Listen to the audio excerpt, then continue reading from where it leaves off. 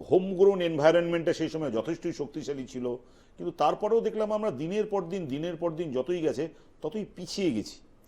পিছিয়ে গেছি এই কারণে, কারণ আমি আপনাকে এটাই বলছি যে যদি আপনি সিস্টেমের বাইরে চলে যান, সিস্টেমে আপনি আর আসতে পারবেন না।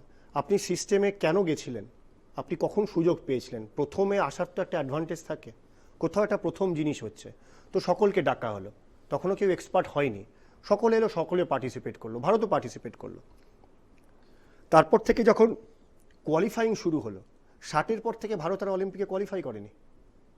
কিন্তু আপনি যদি ফুটবলের কথা শোনেন, আপনি যদি 80-তেও ফুটবলের কথা শোনেন, 90-তেও কারোর সাথে ফুটবল নিয়ে আলোচনা করেন, তারা বলেন যে এখনকার ফুটবলাররা ফুটবলার নয়, ফুটবল ছিল 60-এর দশকে, ফুটবল ছিল 70-এর দশকে। কিন্তু আমরা যে জিনিসটা মূল্যায়ন করিনি, যে জিনিসটা ভাবিনি, যে 60-এর দশক বা 70-এর দশকের পর থেকে, 70 থেকে 80, 70 থেকে 90, 70 থেকে 2000 ভারতের ফুটবলটা কি হলো?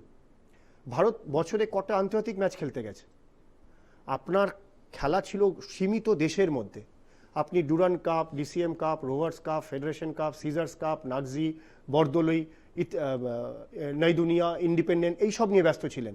কিন্তু আপনার ভারতীয় দল কটা আন্তর্জাতিক ম্যাচ খেলতে গেছে? কারণ আপনি আন্তর্জাতিক ম্যাচ খেলতে পাঠাননি বিভিন্ন কারণ। হতে পারে ফেডারেশনের টাকা ছিল না, হতে পারে কেন্দ্রীয় সরকারের সমর্থন ছিল না, হতে পারে ফুটবল তখন প্রায়োরিটিতে ছিল না, অনেক কিছুই হতে পারে। কিন্তু মূল বিষয় হলো এই যে 70 থেকে 90, এই যে 20টা বছর আপনি কেবল এবং কেবলমাত্র ডোমেস্টিক ফুটবলে ফোকাস করেছেন, আপনি ইন্টারন্যাশনাল ফুটবলে যাননি। যখন ইন্টারন্যাশনাল ফুটবলে যাননি, তখন আপনি সম্পূর্ণ out of sight, out of mind হয়ে গেছেন। যার ফলে ভারত যে ফুটবলের একটা পাওয়ার হাউস ছিল, বা ভারত যে বিশ্বে ফুটবলে কোথাও আসতে পারে, সেটা সম্পূর্ণ ওই 20-25 বছরে মানুষের মন থেকে মিটে গেছে।